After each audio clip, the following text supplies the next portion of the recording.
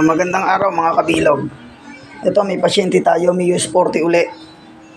Mio Sporty, ang issue nito, naglolobat ang baterya.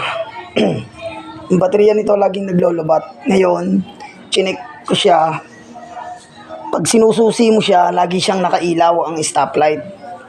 Lagi nakailaw. Ngayon, sabi sa akin na may-ari, yung nga raw, lagi raw nakailaw. Pag sinusi mo, nakailaw na agad. Sabi ko, nako, kaya po naglolobat ang baterya niya kasi nga malakas kumain ng power yon, yung stoplight. Nakailaw na agad. Ngayon, pinaltan ko siya ng switch dito. Ito yung sira niya. Switch. Ito yung pinagpaltan. Original din yung kinabit ko.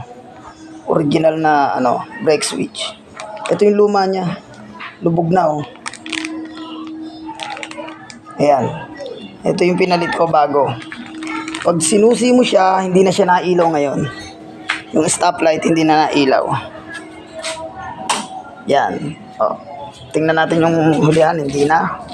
Ngayon, para ma-testing natin itong brake, ipepreno ko, makikita nyo, magbiblink siya, iilaw siya doon.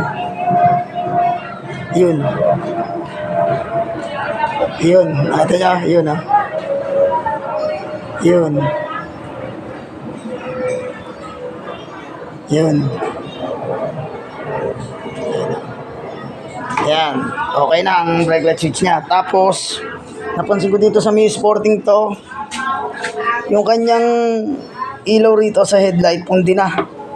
Ngayon, binaklas ko na siya. Ito yung niya.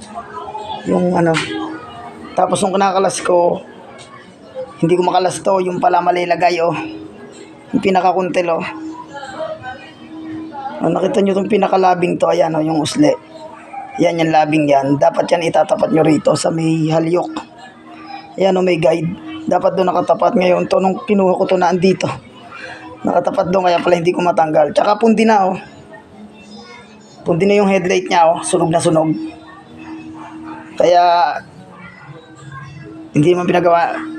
Pero papalitan ko na rin. Sasabihin ko lang sa may-ari na papalitan ng headlight kasi pundi na.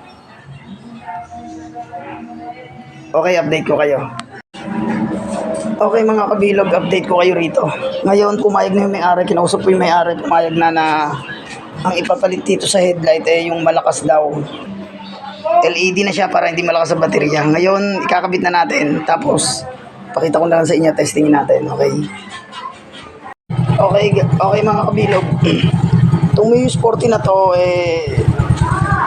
okay na yung stoplight niya, hindi na siya naglolobat. Chinarge ko yung baterya. May charger ako dito. Chinarge ko, tapos ngayon kakabitan ko siya ng headlight na LED. Ang problema, nakakonect pa pala to sa hindi pala to naka-battery operated. Nakakonect pa to sa stator. Ang headlight niya hindi pwede yung LED sa stator. Kailangan naka-battery operated. Kaya magwa-wiring muna tayo, iba-battery operated natin to para maging maayos yung ilaw niya. Hindi pa kurap-kurap. Kasi pag naka-stator kasi, kukurap-kurap siya.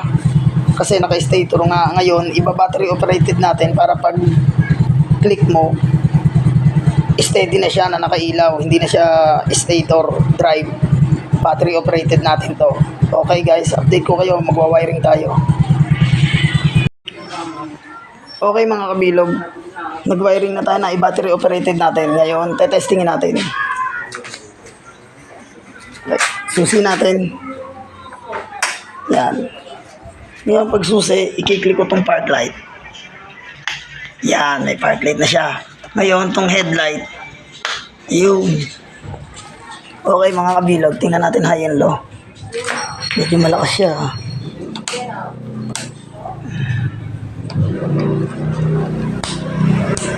Yan.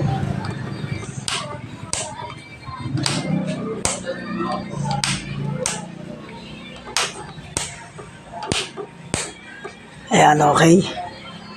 Okay po guys.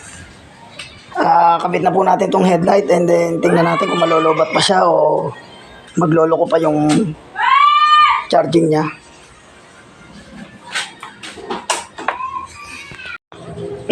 Okay mga kabilog, update ko kayo dito sa pasyente natin, Mio Sporty. Ngayon, natapos ko na siya, testingin natin.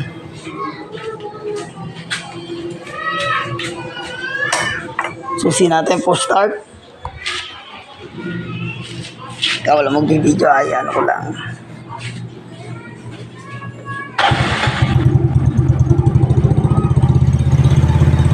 Yan mga boss, standard na. Push start natin, okay na push start niya. Okay din yung charging niya. Tinest natin ng tester. Okay na yung charging niya.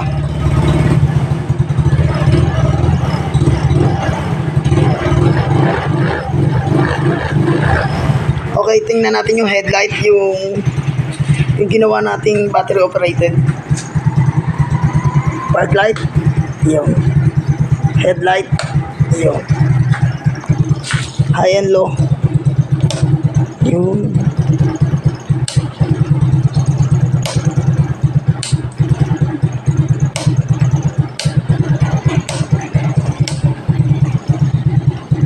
okay. All good na itong Mio Sporty.